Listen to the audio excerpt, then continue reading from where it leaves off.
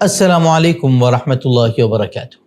ناظرین، استقبال ہے فکر خبر اسٹوڈیو میں میں رضوان احمد ندوی ملکی اور عالمی اہم اور خاص خبروں کے ساتھ۔ تو ناظرین، اس وقت کئی ساری اہم خبریں ہیں جو آپ کے سامنے رکھنی ہیں، خاص کر غزہ کے تعلق سے وہاں کیا ہو رہا ہے، اور آج ایک بڑا اہم اجلاس جو ہے وہ قطر میں ہونے والا ہے، اس تعلق سے کیا خبریں سامنے آ رہی ہیں وہ بھی آپ کے سامنے رکھیں گے۔ اس کے ساتھ اور بھی مزید اہم خبریں ہیں۔ تو ناظرین، تمام خبروں کے لیے دیکھتے رہیے خبرنامہ۔ ایک گزارش آپ سے ضرور کریں گے کہ اگر ویڈیو آپ کو اچھی لگتی ہے تو لائک کریں، شیئر کریں اور کمنٹ باکس میں اپنی رائے ضرور رکھیں۔ پہلگام حملے کے بعد جب وزیر اعظم مودی نے کہا تھا کہ خون اور پانی ایک ساتھ نہیں بہہ سکتے، تو کیا وہ صرف سیاسی بیان بازی تھی؟ اب یہ سوال جو ہے وہ لگاتار اٹھ رہا ہے۔ پہلگام حملے میں مارے جانے والے شبھم دویدی کے اہلیہ نے ایشیا کپ 2025 میں آج جو ہندوستان اور پاکستان کا میچ ہونا ہے اس کی شدید مخالفت کرتے ہوئے اس کے بائیکاٹ کی اپیل کی ہے۔ انہوں نے بی سی سی آئی، کھلاڑیوں، اسپانسرز اور براڈ کاسٹرز کو آڑے ہاتھوں لیتے ہوئے کہا کہ پاکستان اس میچ سے حاصل ہونے والی آمدنی کو دہشت گردی بڑھانے کے لیے استعمال کرے گا۔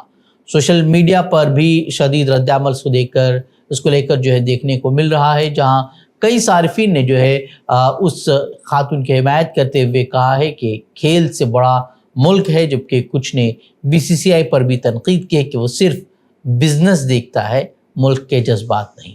یاد رہے کہ پہلگام حملے میں 26 لوگ بے دردی سے مارے گئے تھے، جس کے بعد ہند پاک کے درمیان کشیدگی جو ہے وہ اس میں مزید اضافہ ہو گیا تھا، اور حکومت ہند نے پاکستان کے ساتھ تمام تعلقات ختم کر دیے تھے۔ وزیر اعظم مودی نے عوام سے خطاب کرتے ہوئے کہا تھا کہ خون اور پانی ایک ساتھ نہیں بہہ سکتے، لیکن آج پاکستان کے ساتھ کرکٹ میچ ہو رہا ہے، اس پر کئی سیاسی جماعتوں نے بھی اپنی آواز بلند کی ہے، اور سوشل میڈیا پر بھی اس کو لے کر اب باتیں ہو رہی ہیں، اور پوچھا جا رہا ہے کہ آخر وزیر اعظم کے بیانات کا کیا ہوا، کیا وہ صرف اور صرف ایک بیان تھا یا پھر اس میں کوئی حقیقت تھی۔ اور غزہ کی اگر بات کریں تو غزہ میں لگاتار جو ہے وہ اسرائیلی بمباری کا سلسلہ جاری ہے۔ بڑی بڑی جو عمارتیں ہیں وہ زمین بوس کی جا رہی ہیں۔ بمباری کی وجہ سے اموات کا سلسلہ بھی جو ہے وہ لگاتار جاری ہے۔ آج ہی تقریباً 50 فلسطینی جو ہے وہ شہید ہوئے ہیں، جبکہ بھوک کی وجہ سے بھی مرنے والوں کی تعداد لگاتار بڑھ رہی ہے، اور قحط کی وجہ سے وہاں حالات دن بدن بد سے بدتر ہوتے جا رہے ہیں۔ اسی درمیان جو ہے جو گزشتہ دنوں حماس کے رہنماؤں کو نشانہ بناتے ہوئے قطر میں جو حملہ کیا گیا تھا، اس کے بعد سے وہاں بھی ایک ملحمہ حمل تیار کرنے کی کوشش کی جا رہی ہے اسرائیل کے خلاف۔ دوحہ میں آج عرب اسلامی سربراہی اجلاس کا ہنگامی سیشن شروع ہونے جا رہا ہے۔ عرب اور اسلامی ممالک کے وزراء خارجہ آج ایک اہم اور فیصلہ کن اجلاس میں شریک ہو رہے ہیں، تاکہ کل ہونے والے مکمل اجلاس کے لیے ایک لائحہ عمل تیار کیا جا سکے۔ قطری وزیر اعظم اور وزیر خارجہ شیخ محمد بن عبد الرحمن آل ثانی، جنہوں نے یہ ہنگامی اجلاس طلب کیا ہے، اگلے 2 گھنٹوں میں مندوبین سے خطاب کریں گے۔ ان کا خطاب اس اجلاس کا رخ متعین کرنے والا لمحہ قرار دیا جا رہا ہے۔ ماہرین کا ماننا ہے کہ یہ علاقائی سفارتکاری میں ایک فیصلہ کن موڑ ثابت ہو سکتا ہے۔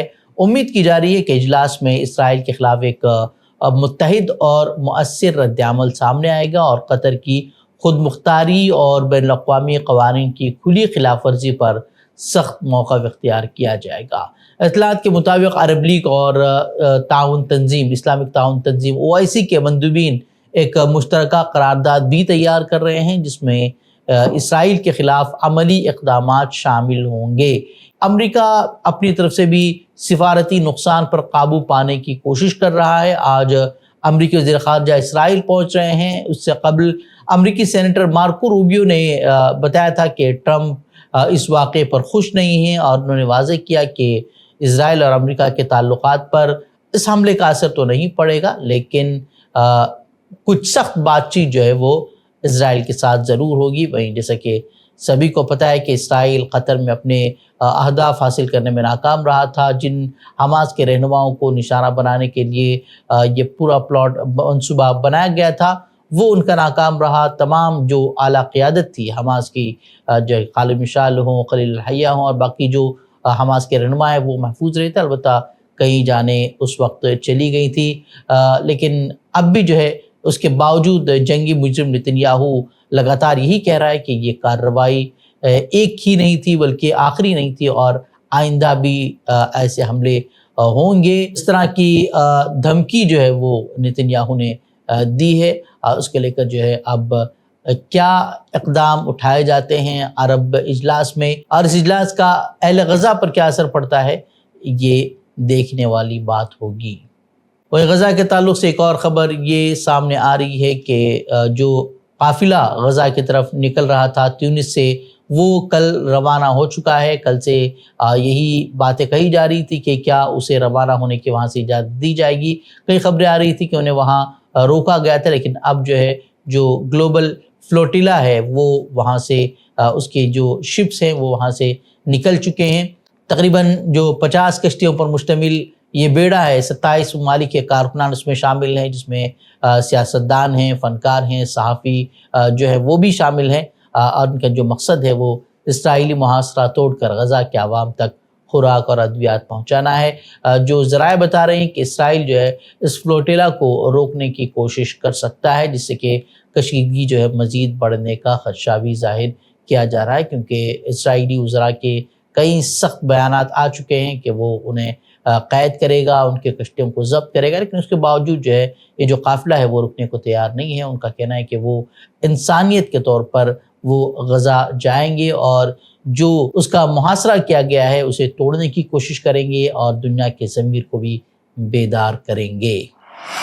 وہ امریکہ ایک بار پھر دنیا کو اپنی مرضی کے مطابق چلانے پر تلا ہوا ہے۔ امریکی صدر ڈونلڈ ٹرمپ نے یورپی یونین اور نیٹو ممالک پر بھی دباؤ ڈالا ہے کہ وہ روسی تیل خریدنے والے ممالک پر بھاری محصولات عائد کریں اور چین پر 100% ٹیرف لگائیں تاکہ پوتن کو جھکایا جا سکے۔ لیکن حقیقت یہ ہے کہ ٹرمپ کی یہ جو جنگ روکنے کی کوششیں ہیں وہ کھلے نعرے کے سوا کچھ بھی نہیں ہیں۔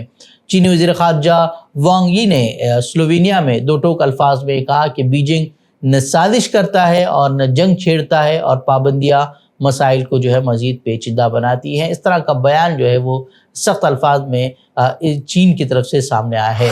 یہ بیان ایسے وقت میں آیا ہے جب ٹرمپ دنیا بھر میں اقتصادی مہادارائی بڑھانے کی تیاری کر رہے ہیں۔ تنقیدی طور پر اگر دیکھا جائے تو ٹرمپ کا جو رویہ ہے وہ کھلی منافقت ہے۔ ایک طرف وہ امن اور مذاکرات کی باتیں کرتے ہیں تو دوسری طرف غزہ میں فلسطینیوں کے قتل عام کے سب سے بڑے مجرم اسرائیل کی پشت پناہی کرتے ہیں۔ یہ وہی امریکہ ہے جو انسانی حقوق کے نام پر روس، چین اور ہندوستان کو سبق پڑھاتا ہے، لیکن اسرائیلی دہشت گردی پر جو ہے آنکھیں بند کر کے کھڑا رہتا ہے، بلکہ اسے ہتھیار بھی جو ہے لگاتار فراہم کر رہا ہے۔ ایک قدم مزید آگے بڑھ کے اب تو وہ اپنے اتحادیوں پر حملے میں بھی اسرائیل کا ساتھ دے رہا ہے، جیسے کہ گزشتہ دنوں قطر حملے کے وقت دیکھا گیا ہے۔